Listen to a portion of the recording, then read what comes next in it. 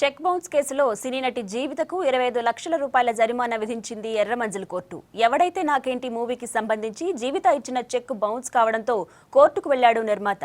అయితే court surety మాత్రమే కట్టాలని చెప్పిందన్నారు సినీ నటి జీవిత రాజశేఖర్.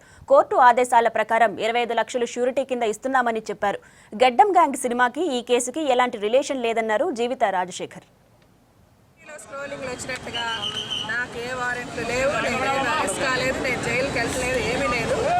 ఇది గెడ్డం గ్యాంగ్ సినిమాకి దీనికి అసలు సంబంధం లేదు. అది అలా నాకు చాలా కాల్స్ వస్తూ ఉన్నాయి, దానికి అసలు సంబంధం లేదు. 7 years ముందు ఎవడైతే నాకేంటి అనే సినిమా మేము తీసాం, ఆ సినిమాకి ప్రొడ్యూసర్ సామా చంద్రశేఖర్ రెడ్డి అని ఆయనకి మాకు ఉన్న గొడవ ఇది. ఆయన మా పార్ట్నర్ కాబట్టి ఆయన దగ్గర ఏవో కొన్ని డాక్యుమెంట్స్ ఉండిపోయాయి. సో 7 సంవత్సరాల ముందు సినిమా అది, ఏదో 1 సంవత్సరం ముందు ఒక డాక్యుమెంట్ ఏవో పెట్టుకొని కొన్ని పాత చెక్కులు పెట్టుకొని ఫోర్జరీలు చేసి మేము వాళ్ళకి 25 lakhs నేను వాళ్ళకి ఇవ్వాలి అన్నట్టుగా ఆయన కేసు వేశాడు కోర్టులో. 1 year నుంచి ఈ కేసు అయితే నడుస్తుంది.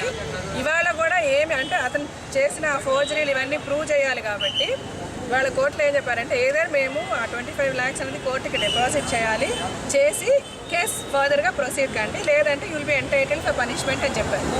సో ఇది స్క్రోలింగ్లో రకరకాలుగా నన్ను అరెస్ట్ చేసేసారు, వారెంట్లు వచ్చేసాయి, ఇవన్నీ వచ్చి అలాంటిది ఏమీ లేదు.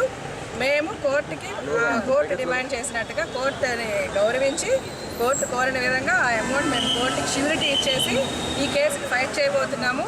దీన్ని హైకోర్టు కాదు, సుప్రీంకోర్టు కాదు, ఏ కోర్టు వరకన్నా వెళ్ళి మేము ఫైట్ చేసి మేము వాళ్ళకి డబ్బులు ఇవ్వాల్సిన అవసరం లేదు. వాళ్ళది చీటింగ్ కానీ వాళ్ళది ఫోర్జరీ అని 100% మేము ప్రూవ్ చేస్తాం. సో ఇది సామా చంద్రశేఖర్ రెడ్డి గారికి న్యూస్ లీక్ చేసింది కూడా ఆయనే అని తెలిసింది.